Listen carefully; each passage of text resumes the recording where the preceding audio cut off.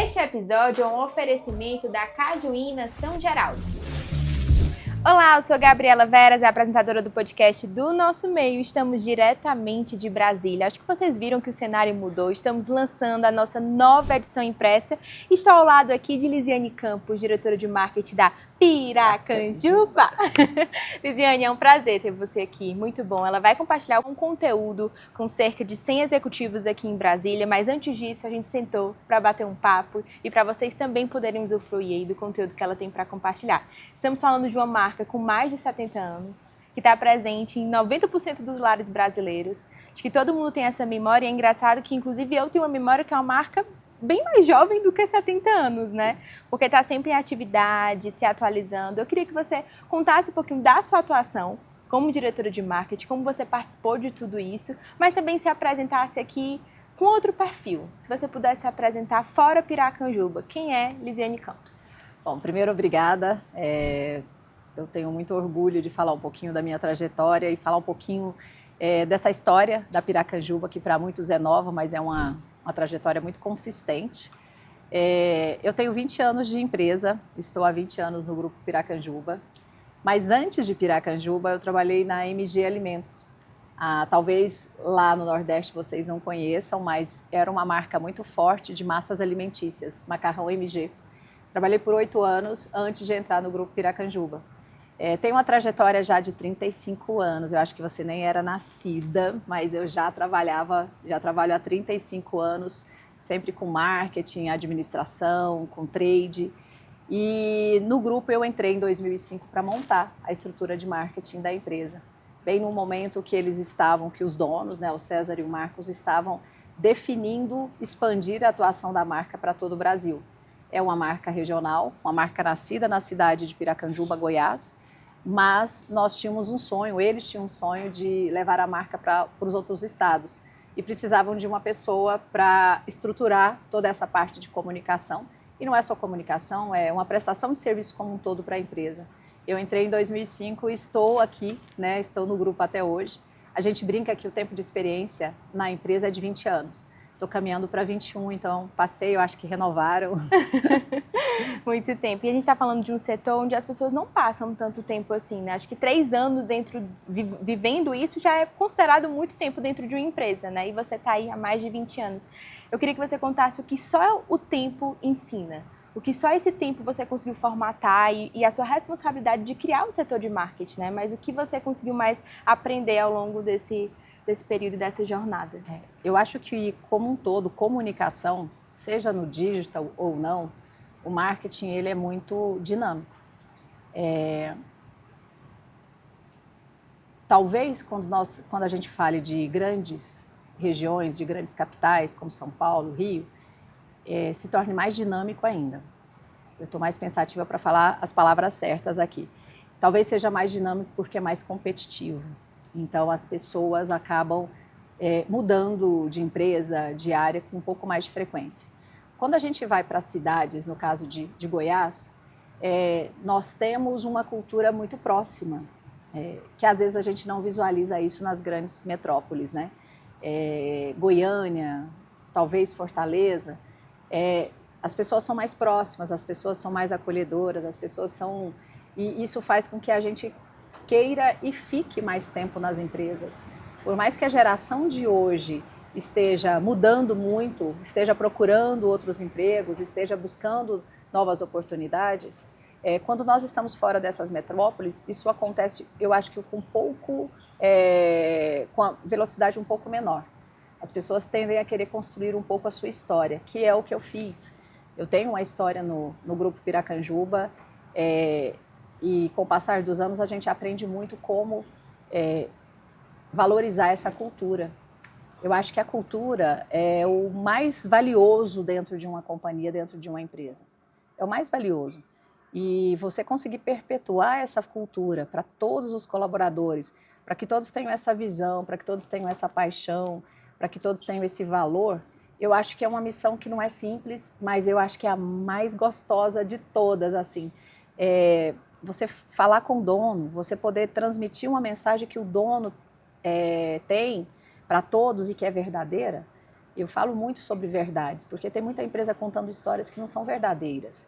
E eu posso contar uma história que é verdadeira. Então, com o passar dos anos, eu aprendi que você só pode se comprometer se você puder entregar. Isso é muito forte para nós lá dentro. Não se comprometa com o que você não pode fazer, com o que você não pode cumprir. Porque palavra para nós é algo muito sério, é algo muito forte, respeito. E isso só reforçou os meus valores.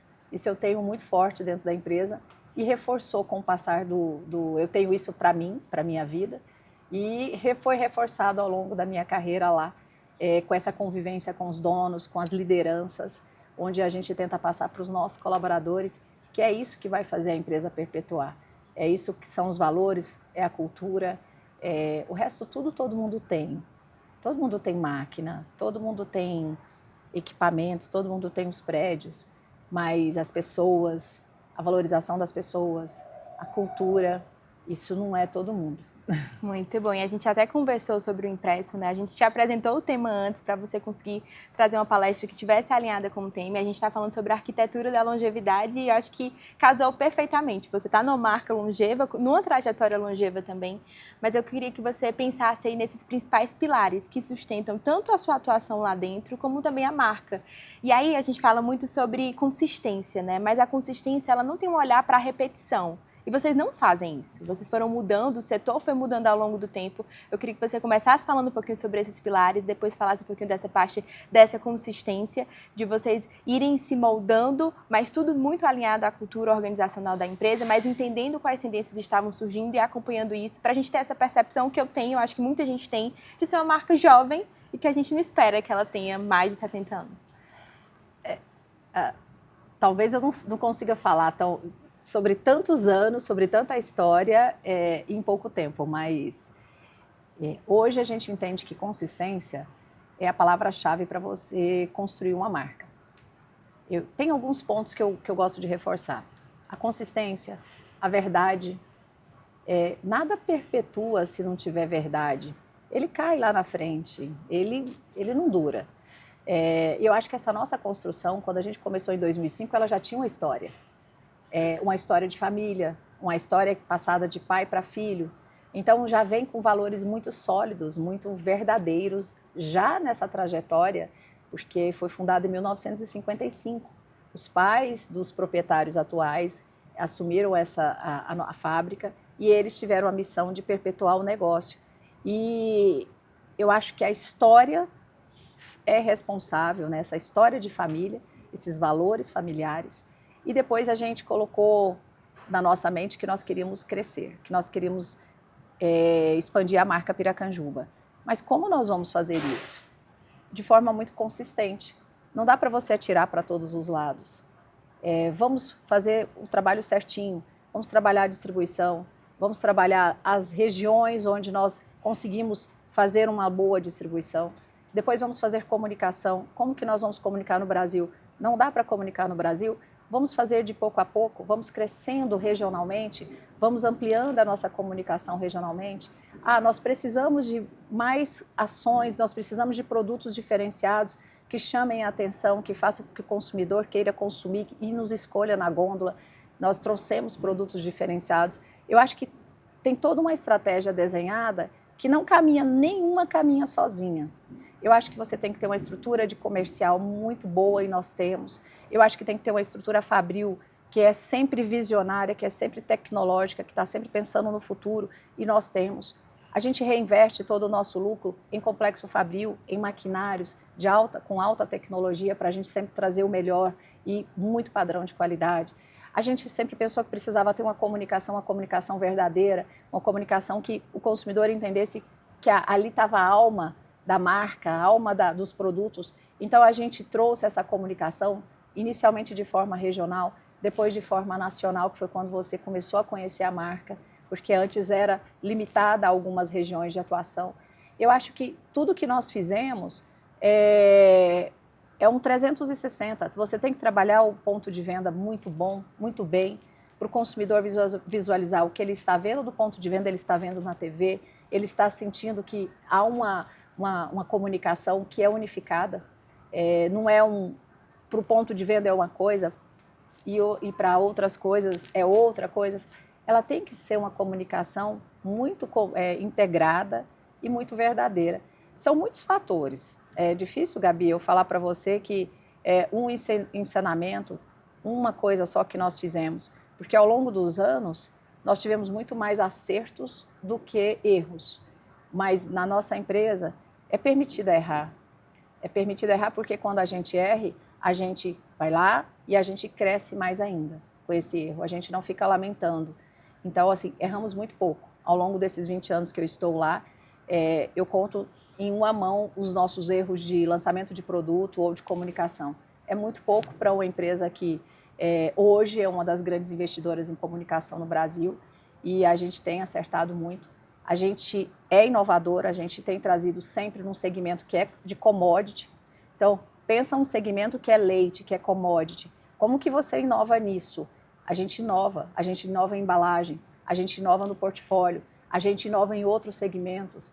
Ou seja, a gente está sempre oxigenando, a gente está sempre trazendo algo que faz com que a marca seja vista de uma forma diferente, algo que vai sempre trazendo valor para essa marca. E esse valor que a gente construiu ao longo dos anos é o que vai fazer ela continuar crescendo, porque ela não cresceu de forma, ela cresceu de forma linear, ela cresceu de forma consistente, com uma eficiência de comunicação, de distribuição, de produção, de qualidade.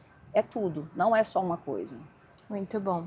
Eu conheci você contando um pouquinho da ação que vocês fizeram e continuam fazendo em relação aos desaparecidos, né? Que vocês estampam na embalagem o rosto dessas pessoas. E eu achei muito legal quando você disse e pontuou, né? Isso não é uma campanha de marketing. Então, assim, a gente está fazendo uma ação social e, de fato, eu acho que quando você vê na embalagem essas pessoas, você descola um pouco da Piracanjuba e você passa a olhar para o rosto dessas pessoas e, enfim, fazer parte também dessa história e tentar ajudar de alguma forma. Eu queria que você contasse um pouquinho sobre isso, de como surgiu a ideia e de como vocês conseguem transmitir uma mensagem através disso, que por mais que não seja uma campanha de marketing, isso mostra que vocês têm um olhar além. Assim como o ser humano tem um olhar além, né? A gente tem tantas vertentes que a gente trabalha, a gente atua profissionalmente, mas a gente tem outros lugares que a gente consegue atuar, né? E vocês tiveram esse papel social mesmo como marca. E como isso é importante, eu acho que isso transmite uma mensagem no final. Me conta um pouquinho sobre essa ação. Da campanha Desaparecidos, ela ainda está, e ela não vai acabar porque nós temos um compromisso com a sociedade. 2 anos atrás, nós vamos fazer 3 anos em outubro, que nós trouxemos a primeira edição da campanha. A nossa agência, Amplify, trouxe como sugestão de planejamento estratégico. E nós começamos a pensar como que seria. Ele falou, Lisiane, você tem um canal de comunicação que vocês não usam. E a gente, como assim? Ele falou, você tem as embalagens. Se nós alcançamos praticamente 90% dos lares brasileiros, por que nós não utilizamos a nossa embalagem como meio de comunicação? Mas não é comunicação para fazer marketing. Quando ele trouxe, eu falei assim, nós não podemos ser aproveitadores. Nós não somos assim. A origem da empresa não é assim. Arrogância, ego, se aproveitar de situação, isso não faz parte da nossa visão, da nossa missão. Eu falei, não é isso que nós queremos. Ele falou, não é isso. Nós vamos ajudar a sociedade. A gente vai utilizar as embalagens que vocês colocam no ponto de venda para apoiar uma causa que é muito importante e que hoje não tem muito suporte. Porque hoje não tem muito suporte dos órgãos para apoiar essas famílias que têm algum ente desaparecido. Elas vivem uma busca sozinha. É uma busca muito triste, muito dolorida. Você não saber onde essa pessoa está. Eu acho que isso é uma das maiores angústias que uma pessoa pode ter na vida. E quando nós começamos o projeto, eu fui conversar com a dona Ivanise, que é da Mães da Sé. É uma luta diária que você sai de lá repensando sua vida. Não sei se você já teve oportunidade, mas você repensa a vida. Inclusive, hoje ela está aqui em Brasília. Você repensa a vida quando conversa com ela. Ela tem 63, 64 anos. Ela já infartou 3 vezes. É uma senhora que não para. E a filha dela desapareceu há 30 anos, por isso ela fundou a Mães da Sé. A filha dela desapareceu na porta da casa dela. E ela nunca encontrou a filha. E a partir daí, ela começou essa luta para procurar a filha dela e apoiar as pessoas que também estavam procurando alguma pessoa da família. e ela começou a receber na administração, no prédio, né? Ela tem uma sede, e ela recebe as pessoas lá para dar suporte. Ela imprime os cartazes. Até anos atrás saiu numa novela das 8, as mães da Sé, lá na porta da Sé, com os cartazes de pessoas desaparecidas. Isso é real. Ela imprime aqueles cartazes para todas as mães que procuram por ela, e ela hoje plastifica para que essas mães levem os cartazes para as praças. Ela acolhe essas pessoas lá na sede, e é tudo sem fins lucrativos. Tudo baseado em doações de pessoas que, como nós, queremos ajudar, queremos apoiar de alguma forma. Eu acho que quando nós trouxemos essa iniciativa, a gente entendeu que a marca, no caso Piracanjuba, ela é idônea o suficiente, ela é confiável o suficiente para trazer uma campanha dessa e conseguir comunicar sem parecer que era oportunismo. Eu acho que a gente construiu tão bem a imagem da nossa marca que ela consegue chegar nesses lares e as pessoas apoiarem a nossa ideia de, poxa, nós precisamos disseminar isso aqui, quem sabe a gente não ajude alguma família, quem sabe a gente não ajude alguém. E foi isso que aconteceu com a campanha. As pessoas começaram a compartilhar a comunicação, porque foi uma comunicação orgânica, sem nenhum investimento. Até hoje, sem nenhum investimento. O Ideobrando, que fez todo o tratamento de IA para tratar a imagem das pessoas, de quando elas desapareceram, para como elas estariam hoje, a agência, os veículos de comunicação que postaram, os veículos de Eurofome que publicaram nos relógios, nos materiais, ninguém cobrou nada, porque entenderam que era uma causa que tinha um impacto social muito grande. Então, é uma campanha que hoje brilha os nossos olhos, por quê? Porque a gente, no período que nós apoiamos a Mães da Sé, 8 pessoas foram encontradas. Não são pessoas da embalagem, mas a dona Ivanise fala que o fato de nós estarmos chamando a atenção faz a gente, às vezes, prestar atenção e uma pessoa que, às vezes, está pela rua, está desenganada e alguém visualiza e fala, nossa, aquela pessoa pode estar no banco, porque tem um banco de imagens para apoiar as pessoas também. E eu acho que faz toda a diferença o nosso alcance. São mais de 60 milhões de caixinhas por mês circulando no Brasil. Em algum lugar a gente pode estar alcançando uma pessoa desaparecida, ou a gente pode estar conscientizando as pessoas de uma causa que é tão importante. Eu acho que essa campanha ela tem uma missão que é grandiosa. E no mês de agosto é o mês de conscientização da pessoa desaparecida, no dia 29 de agosto. Essa é uma data mundial. E todo mês de agosto nós temos um compromisso com a Mães da Sé de nós voltarmos com essas embalagens, com novos rostos, para a gente trazer e sempre trazer de forma muito clara na nossa embalagem, inclusive Não Espere 24 Horas, que é uma parceria que nós fizemos com o Ministério da Justiça. Eles pediram para a gente publicar isso, porque existe um mito de que as pessoas têm que esperar 24 horas, e não existe isso. É crucial que nas primeiras 6 horas as pessoas consigam fazer essa denúncia, porque pode inviabilizar você localizar a pessoa desaparecida. Então, eles nos convidaram, pelo alcance que nós temos, para a gente colocar na nossa comunicação Não Espere 24 Horas, e a gente colocou, e a partir daí a gente entende que a gente se tornou um veículo de apoio para essas famílias. A gente recebe muitas pessoas falando, e muitas pessoas ainda compartilhando. A gente já está na 3ª edição, vai sair agora uma nova remessa com novos rostos, né, nas embalagens, que a gente está fechando com a dona Ivanise. E o nosso compromisso com ela é de sempre apoiar a causa dela. Enquanto ela cuidar dessa causa, enquanto ela estiver à frente da Mães da Sé, nós estaremos com ela. Virou uma causa de vocês, né, também, Sim. né, vocês compartilharam, e o que você disse sobre o exemplo é verdade, né, você passa a se informar sobre o assunto e passar também a buscar pessoas e observar as pessoas, né, a gente pode observar, ver, você consegue ver quando alguém está perdido, né, então como é importante isso, quando as marcas se posicionam a partir desse olhar de cuidado, acho que isso vira exemplo também para as pessoas, né. E não é só a divulgação, Gabi, essas famílias precisam de acolhimento. Eu acho que o fato de nós fazermos, de darmos esse suporte, de alguma forma elas estão se sentindo acolhidas. Alguém está olhando para elas. Essas famílias precisam de acolhimento. Eu acho que é isso que a gente tenta oferecer para essas famílias. A gente tem um veículo de comunicação que é gigante, mas o acolhimento, a oportunidade, eu acho que essas famílias estão tendo, é isso que faz a diferença. Muito bom. Você fala um pouquinho sobre como o Grupo Piracanjuba é uma marca regional que surgiu no regional e essa expansão de vocês para o nacional. E faz muito parte do propósito do nosso meio, né? Uma das frases que a gente sempre fala é que nosso propósito é colocar o mercado regional no centro das conversas. E, obviamente, são vários desafios que existem. Eu queria que você falasse um pouquinho sobre isso, mas não só dos desafios, mas das superações. Você citou um pouquinho sobre isso, da consistência, desse entendimento que o crescer demora, tem um tempo, e vocês conseguiram fazer isso de uma forma que não desprendesse do DNA da marca, né? Porque eu acho que o tempo, ele entrega isso, ele entrega você estar conectado, de fato, ao propósito da marca. E agora eu queria que você falasse um pouquinho sobre de como o Grupo Piracanjuba está atualmente e de quais desafios vocês superaram para conseguir aí desbravar o Brasil, e é um Brasil muito maior do que a gente imagina quando a gente fala Brasil, né? Assim, nós temos dimensões continentais, então, assim, são assuntos diferentes. E a gente vê aí, estamos aí perto do São João, estamos no São João, Copa do Mundo, então, assim, tem tantos eventos que acontecem que dão oportunidade para você, de fato, ter esse ponto de contato, mas o ponto de contato, ele não pode ser só nas datas, né? Você tem que manter, você não pode ser um forasteiro ali querendo ter essa relação, mas não ter a consistência. Eu queria que você contasse um pouquinho sobre isso. Nós falamos um pouquinho sobre consistência.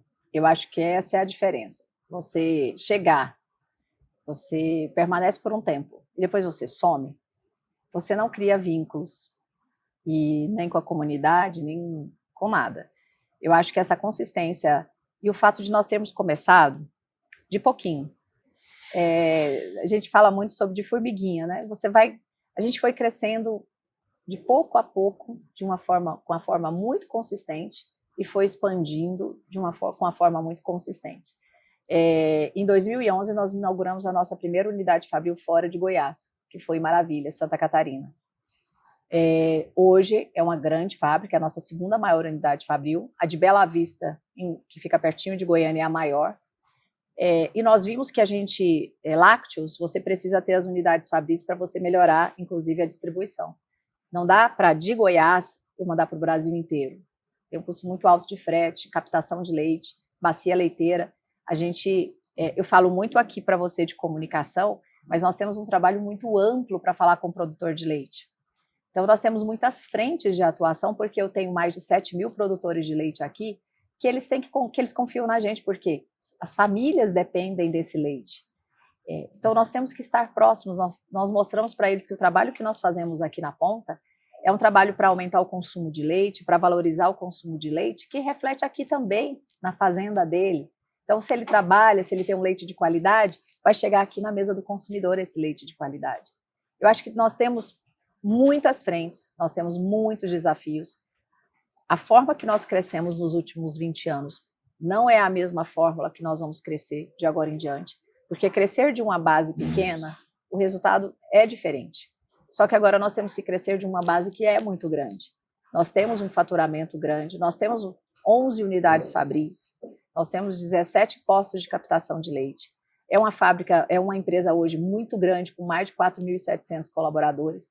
Como eu vou continuar crescendo? Como eu vou continuar oxigenando esse negócio através de novos produtos? Porque isso não pode. O consumidor está mudando, o consumidor quer produtos diferenciados, o consumidor quer embalagens diferenciadas, ele quer valor agregado naquele produto. O que ele vai ter de experiência com aquele produto ou com aquela marca?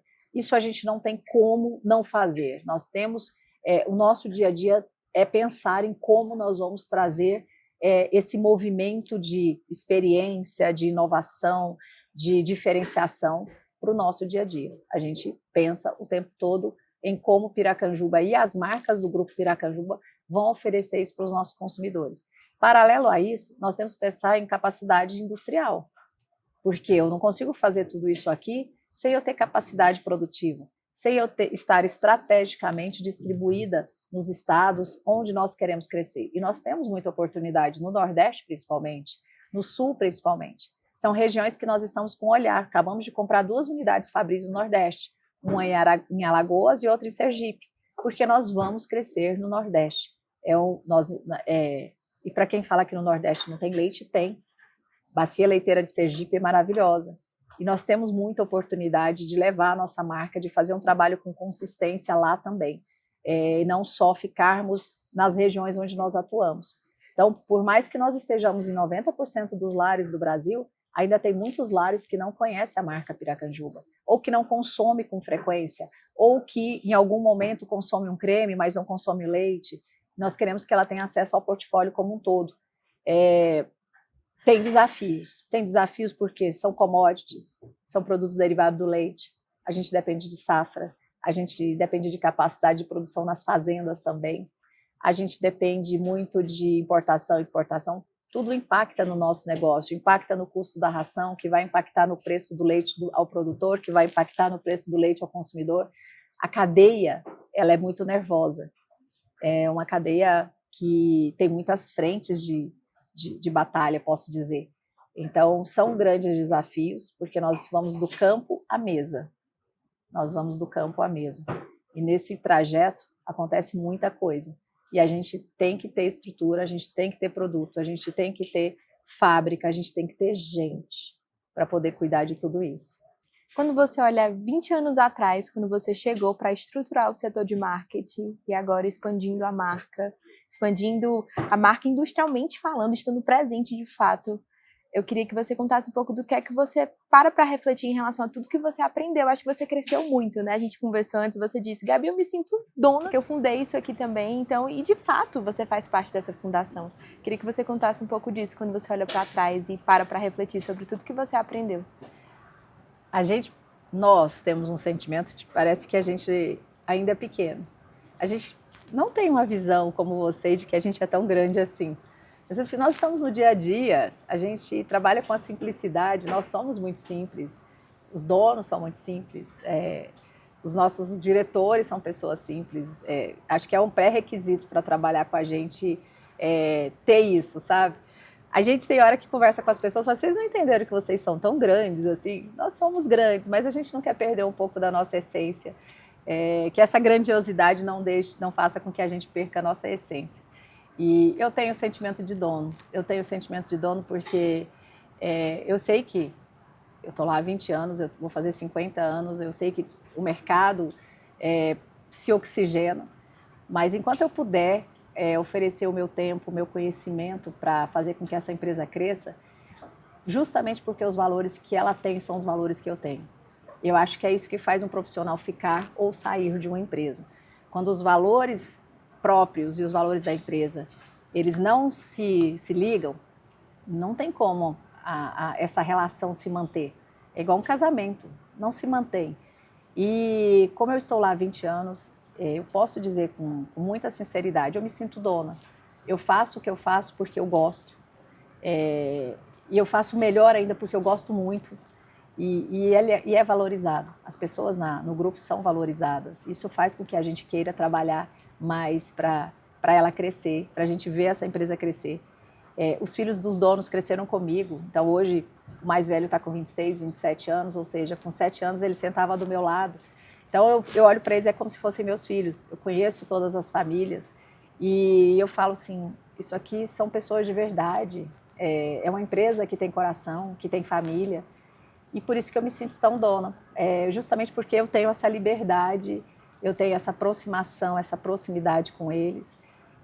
Mas, independente disso, a gente trabalha muito para fazer o negócio crescer, o negócio desenvolver, e faz diferença.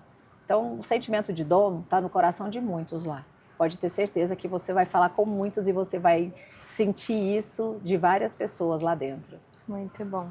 Como eu falei no início do episódio, estamos em um cenário diferente. Estamos lançando a nossa nova edição impressa aqui em Brasília. Eu queria que você contasse, desse um spoiler aí para o pessoal entender o que você compartilhou aqui e qual a principal mensagem que você quis deixar para esses 100 executivos que vão estar aqui presentes. Bom, eu trouxe uma apresentação que fala sobre legado e longevidade. Como a gente construiu valor para a marca Piracanjuba ao longo dos anos.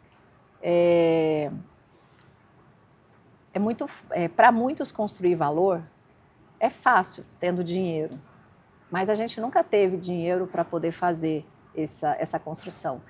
Ela foi feita muito no detalhe de várias situações, como eu falei para você aqui, de distribuição, de equipe, de tudo. Então, eu trouxe vários marcos na história de Piracanjuba que permitissem que ela se tornasse a marca que ela é hoje. Uma marca que está em 90% dos lares, é o segundo maior laticínio do Brasil, a marca que lançou o primeiro leite zero lactose do Brasil, a marca que hoje está entrando aí em nutrição infantil, nutrição adulta, uma empresa que se preocupa com causas sociais, está trazendo aí uma causa muito importante que é a campanha do autismo também, que eu vou contar um pouquinho para vocês. Eu acho que só uma empresa que tem toda essa história, ela consegue construir o valor que nós conseguimos construir. Então, eu vou falar um pouquinho sobre isso. A minha apresentação está muito pautada de como a gente construiu essa história nos últimos 20 anos, que é a história que vai fazer com que a marca perpetue e ela consiga levar essa história ainda por muitos anos. Muito bom. Muito obrigada, Elisiane. Obrigada pela oportunidade. Pela sua história que você compartilhou aqui, pela história que você vai compartilhar com quem vai estar aqui presente, que a gente possa ajudar vocês a contar essa história também. Porque o nosso meio, a gente tem esse papel, né? Como eu disse, é trazer o mercado regional para o centro das conversas, e quando a gente vê uma marca regional crescendo, é um orgulho para a gente também. Então, parabéns pelo seu trabalho. Obrigada. Próximo eu gravo lá com você. Fica o convite, ó. Tá prometida. Obrigada. Você que está nos assistindo, continue acompanhando o Nosso Meio, nosso portal, nossomeio.com.br, o nosso Instagram, @o-nosso-meio e, claro, o Nosso Meucast. Toda sexta-feira, no seu, no meu, no Nosso Meucast. Vamos aprender juntos? O meio é nosso. Fortaleça o nosso meio.